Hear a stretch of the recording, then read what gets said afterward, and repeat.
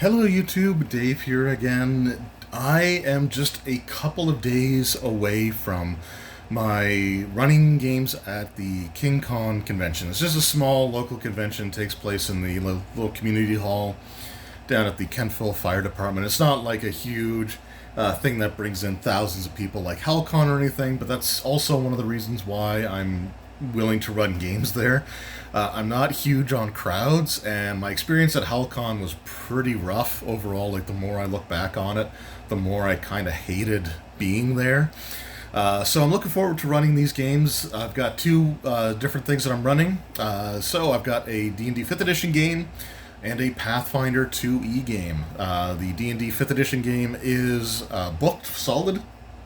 I've got 5 out of 5 players signed up for that game, which I'll be running Saturday morning, I think it is, at from 10 a.m. I think until around 2 p.m. So anyway, I've had this stuff prepared for a while, and I actually recorded a video sort of update a while ago, but I didn't really like the way that it turned out, so I just kind of scrapped it there. There were still a couple of things I wasn't decided on, and there was something that I had to fix.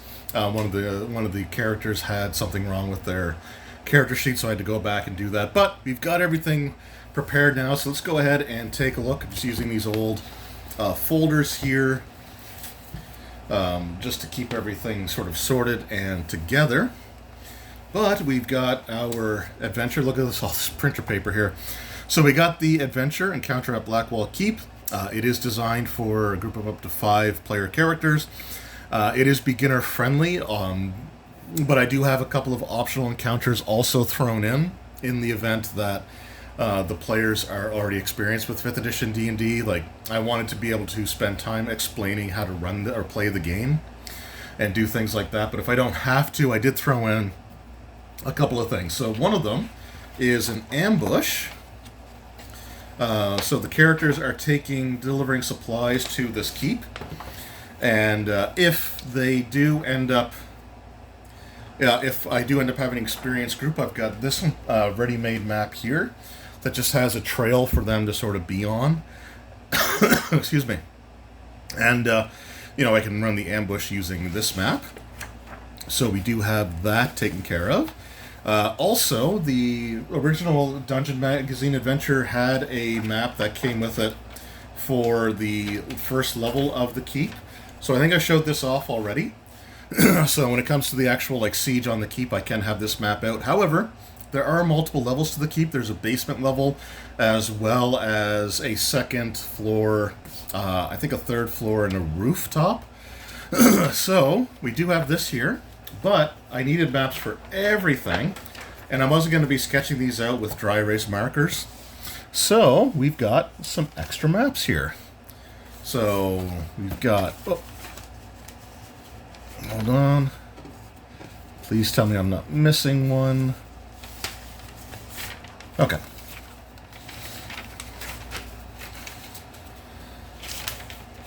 So we'll start with the keep itself. So this is the keep's basement, and I'll have to make sure that I kind of fix this so it lays flat on the day of. It's been folded up for a while, and it is kind of humid in our basement. But this is the keep's basement. So the characters come down here. There's a fire pit there. There's a well. There's some tables to work on. We've got barracks here. I tried to make the blankets look visually interesting. Like, in an actual fort, I'm sure they would all just be the same color, but I wanted it to be a little bit more visually interesting, and I'm not an artist by any stretch of the imagination, so we just have some different color, and I tried not to repeat the colors too close to each other, although some of them, there's a yellow there and a yellow there. And then when I was a kid, I actually had a blanket that was striped blue and red, had blue and red stripes on it, so I put that in there, and some of the beds are better made than some of the others. So that is the basement of the keep. And we have the first level of the keep, but we also have the second level, which has the battlements. So the characters make their way up the stairs, and there's a doorway to go out, and a lot of the action will probably take place right here, I suspect, for the player characters. But again, we got some more beds thrown up there, and there's a ladder that leads up to level number 3. So you can see like the ladder there, there's some more beds, but the ladder does continue to go back up all the way to the rooftop. So we've got the entire, we've got the entire keep done out there in the map, so I'll be able to lay these all out during the battle that takes place. I don't necessarily know if I'll need to have the basement level displayed at that point in time, but it could be useful a bit later on. And as for the scenario itself, I do have everything typed out. Like I said, it's the way that essentially I would type something out. Like I learned writing or like designing adventures from reading dungeon magazines, so that's kind of the format I typically use. So we got like our flavor text there, which is in brackets because I didn't want to use any colored ink, so there's no like highlighting or anything. We do have the optional encounter there. And then we got the attack begins and sort of how that goes. The breakdown for how that's going to work. We have the morning after the attack, and then the lizard folk village, as well as an optional encounter for the return to the keep. So if we wrap things up with some time to spare, then I do have another encounter that was meant to be sort of like a sort of a cliffhanger-ish kind of thing. So I'll be able to throw that in there as well. And then I did also include a bestiary. So I essentially really don't want to have to open up any of the books if I really don't have to. I'm going to take, obviously, my core books with me. But if I don't need to use them, I really don't want to use them. So I just took, copied and pasted the stats from the monster manual into just my Word document there, and kind of tidied it up a little bit. So we got our lizard folk there, we have the bandits for the optional encounter, and I tried to put these more or less in the order that they would be faced. So you have the lizard folk geomancer, who has his own page, because he's got spells and all kinds of stuff there. Then we got the lizard folk berserker, who was like going to be the leader, and then we got the power behind everything, the why the lizard folk are acting so strangely. And then I got this Spawn of Caius stat block. This isn't official, but I did find it online, and it's like, well, it looks decent enough, so I think we'll be able to use this if I have to. Depending on where the characters are and their hit points and stuff like that, I might modify things a little bit to make it easier on them, but we do have that as well. And then I've got my initiative tracker, so I've got the player character names up here, and then I've got the bandits with all of their hit points if we use them. We have the Spawn of Caius with all their hit points if we need to use them. And I've got the guards, instead of giving them hit points, it will take a lizard folk if they're not interrupted. Like if a lizard folk and a guard are able to stand toe-to-toe, the lizard folk will down the guard in 3 rounds. So I just have these check boxes for each of the guards. And so if a guard gets hit twice by a lizard folk, but then the lizard folk gets pulled away to deal with the player character, but another one moves in later on, it'll only take 1 round to down them. So we got those there. And then we got the lizard folk toughs. The top and bottom rows only have 4 on them, so these would be the waves that would come with the geomancer, and then finally with the berserker. And then these other rows all have 5, so they would just represent the waves attacking the keep. And I can write in the margin here kind of where they are. So that's the scenario. And then for the characters, not a whole lot to show here. I did up their level to level 4. I don't want them to have access to things like Fireball or things that, because like level 3 spells start to get really powerful. So I did give them level 4 though. I was thinking about level 3, but 3 felt a little bit too light for them. So they do have level 4. And then this is our wizard here. So Akron. But in addition to having his character sheet, I also printed off their spells. So the wizards, all the spells that the wizard has prepared are listed here. And again, like this is meant to be like a beginner-friendly thing, so I only printed off the spells that the wizard actually has prepared. rather than the ones that it also has in its spell book, just so it's not confusing at all. Again, I might have all experienced players, and that's fine. But yeah, again, this is a pre-gen, one-shot type of thing, so, they just need the spells that they have there. And we got our level 2 spells, Scorching Ray, Arcane Vigor, and Invisibility. Alright, and we have our Barbarian character. So again, just like level 4 characters. Our Fighter, though, does have the... what feat does he have? The Magic Initiate? Yeah, because his background was... Oh, because he's a Wood Elf.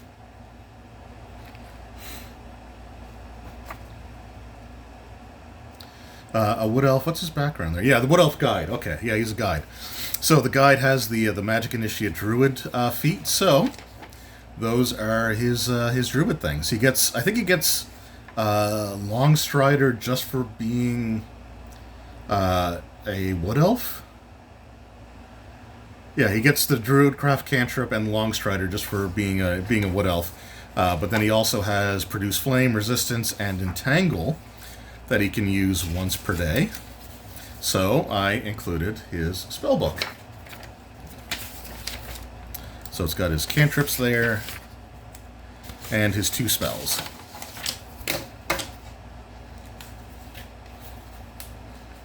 I'm going to try and keep this all together here.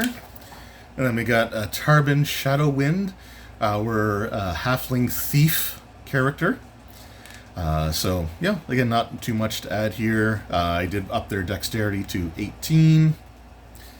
I'm probably going to have to... The only thing I don't think I've done yet is a description of the weapon mastery abilities. I might not necessarily go too deep in, I don't know if I'm going to type it out, because it's just a couple of things for 2 different characters. So I think I'll just explain it to them when we get there, sort of thing.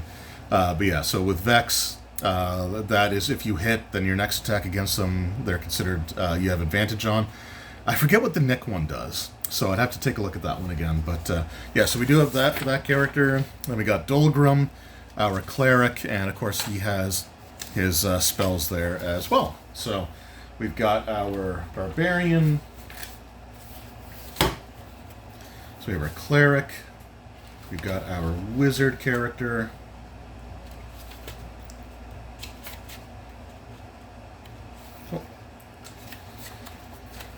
So we got our wizard, our cleric, our barbarian,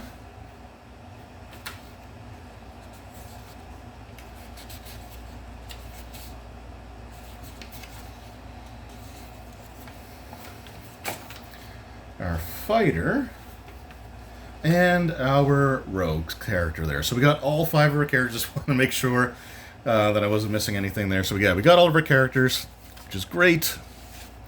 And yeah, so that is the update for the D&D game. So I got all the characters printed off with all their stuff. I have the scenario printed off. I've got all the maps that I need. I also did a hand drawing of the Lizard Folk village map, which is right here. So again, I'm not an artist. I get it. You definitely don't have to make fun of me in the comments. It'll do for what it needs to be. But yeah, so that is for the D&D game, but I also have a Pathfinder game, and we'll talk about that next. Alright, so for my Pathfinder game, it's a little bit different than the D&D game. This is one that is fully pre-written and ready to go, good to go. I don't need to really do anything other than just run the adventure, but what I'm going to be doing is I wanted something that could be like a decent one-shot, but be pre-made, because I just really don't want to go through the process of doing another scenario from scratch. So I am going to be running the Lost Star scenario from the Doomsday Dawn Pathfinder 2e playtest.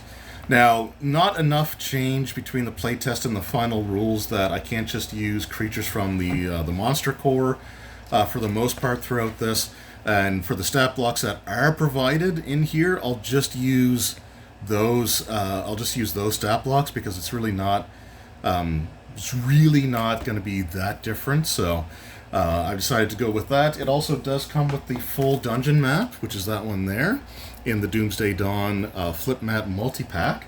So that's taken care of for me. And I've got, this is for 4 players, and I've got the 4 characters here. So this was using the, I think this was using like the Nexus Pathfinder character creation tool. But yeah, so we got Ezrin, our scholar character. So this is the human wizard character, and I did go with the iconic characters. So we got our 4-page character sheet here. Now again, you can't fit everything on that you need for these, so I'll talk about that in a moment. Then we got Kira. So this is the cleric, the human cleric. Unfortunately, just because like the iconic characters, most of them ended up being human, but you know, it's fine. It is what it is. So we got our human wizard. We got a cleric. We have Maricel. Again, these are made-up fantasy names. I don't know how to pronounce them. So like, I know people get really upset if you mispronounce fake names that only exist on paper, but anyway. But this is our Whisper Elf Rogue. And I'll explain why I ended up using these characters here in a moment. And then we got Valeros, and he is our human fighter. So we got a fighter, sort of the old school party. We got a fighter, a cleric, a wizard, and a thief. And the reason that I chose them is because, again, this is going to be a beginner-friendly game. And I know D&D 5th Edition is probably a lot more well-known around here than Pathfinder 2nd Edition. So I plan on using some of the game aids that come in this box set, including using the pawns for the player characters. And the pre-con player characters that they give you are Verolos, Maricel, Ezrin, and Kira. So I went with those because I have the pawns for them. But they also give you some punch-out tokens for your character's actions. So each player will get 3 action tokens and a reaction token. And this basically tells them what they can do sort of on their turn. And then on the back are a list of some of the conditions. The conditions have changed a little bit, just mostly in name. But being able to have these cards available for the players to use is going to be a huge help, I think. And so again, I didn't want to use minis for this. I kind of want to use all Paizo products. So we do have the pawn sets here,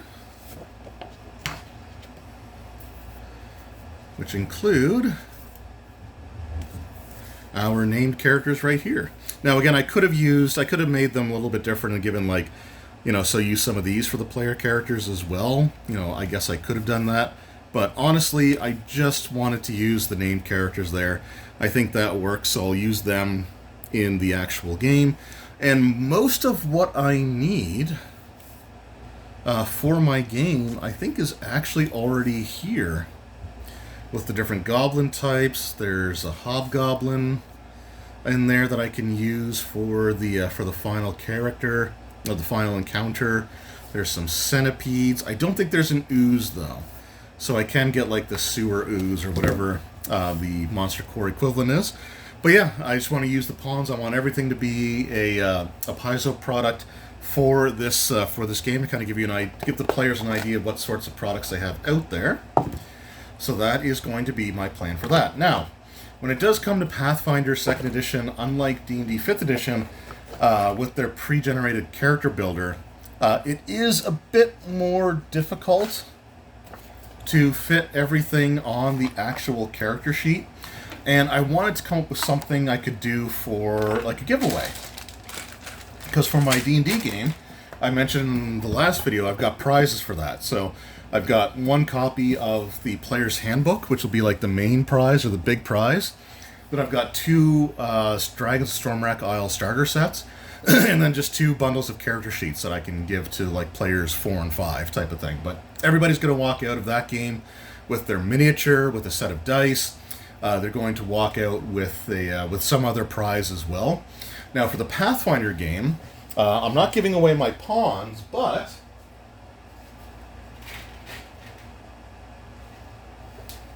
I did buy more sets of dice. So 4 players, 4 sets of dice. So everybody will be able to take their dice that they get for the game to go home with them. And because I just can't write out all of their abilities in the small boxes that are provided in the character sheet, everyone who plays is also going to receive their own personal copy of the Pathfinder Player Core Pocket Edition. So I wanted to make sure that if I run a game at a convention, like I'm getting into the con for free, right? And somebody is going to dedicate up to 4 hours of their time to put towards, something that I'm doing, and I want them to get their money's worth, right? So everyone who plays the Pathfinder game is going to get a set of dice and a pocket core book to take home with them. So they'll get a rule book and a set of dice. The D&D game, everybody's going to walk out with a miniature, they're going to walk out with a set of dice, and they're going to walk out with an additional prize, which is like going to be, all total is going to be more than what it costs them to get into the con for that day. So I'm definitely going to make sure they get their money's worth. And if this goes well, I want to start developing a bit of a reputation, because by doing the giveaways, I want to start introducing other games to the area, right? Like next year, I want to do Alien and maybe even a Dragonbane game, and have giveaways for those, like maybe a box set or a core rule book, or like some quick start rules or something. Like I want to have something, but I want to start like doing the more niche, I guess, role-playing games, and try to start building a fan base for them here. Because I would, as much as I love, running D&D and Pathfinder, and I really do, but like at a con, I would love to run stuff like Alien, Blade Runner, the Dragonbane, Call of Cthulhu, stuff like that. So this year will sort of be the beginning of, hey, if you play at this guy's table, you're gonna walk away with some pretty decent stuff, right? And they'll use that as a way of introducing new games to people, hopefully. Anyway, that is my update for KingCon. I'm recording this on Wednesday. This video will be uploaded on Thursday, so when this video goes up, I will be only 48 hours away from the beginning of the convention. So, yeah, I'm hoping it's going to be a good time. I'm not going to lie. I do suffer pretty heavily from social anxiety, and the closer we get to the con, the worse that it kind of gets. So, I'm not going to back out or anything like that unless I end up getting like sick or something, which I really hope doesn't happen. But it is getting pretty stressful now that I know that, like, hey, it's just around the corner. So anyway, looking forward to it. Nervous as all heck, but yeah, I think it's going to be a good time. Anyway, thank you all so much for your time. Let me know in the comments below what were some of your favorite gaming memories from a convention that you had gone to. I look forward to hearing your guys' responses in the comments below. Anyway, thank you all so very much for your time. I appreciate it, and we'll see you in the next one. Until then, take care.